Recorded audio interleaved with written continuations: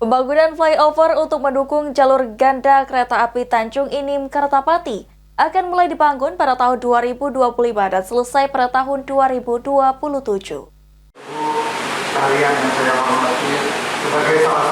Pembangunan flyover di Sumatera Selatan resmi masuk proyek strategis nasional, salah satunya di Kabupaten Muara Enim. PJ Gubernur Sumatera Selatan Ellen Setiadi mengatakan pembangunan flyover mendesak dilakukan untuk mendukung jalur ganda kereta api Tanjung Enim Kertapati, sehingga 5 perlintasan sebidang akan diubah menjadi jalan layang. Pada 2025, 2 flyover akan dibangun, yaitu di Kecamatan Gelombang dan Kecamatan Muara Enim.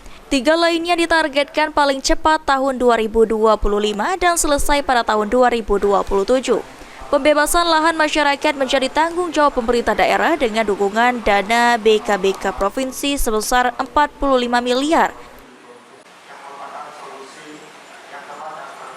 Kalau kita bangun flyover ini, nanti kita sambungkan dengan operasional yang ada di pelabuhan yang di Palembang ini, itu kita bisa meningkatkan 34 juta ton tambahan, kita bisa ekspor batu bara. Nah, nilai manfaatnya sangat besar sekali, paling tidak ada tambahan untuk melalui dana DBH kita sekitar 270 miliar. Itu tambahannya aja ya.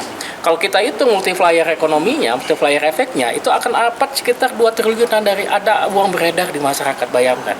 Kalau hitung tenaga kerjanya, hitungan kasar ya, belum akademiknya, mungkin akan ada sekitar 150.000 sampai 200.000 orang bekerja langsung tidak langsung. Bayangkan.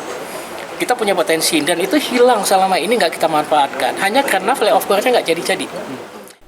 Dengan dibangunnya flyover ini dapat meningkatkan nilai ekspor batu bara hingga 34 juta ton batu bara. Lutfi Bal TV.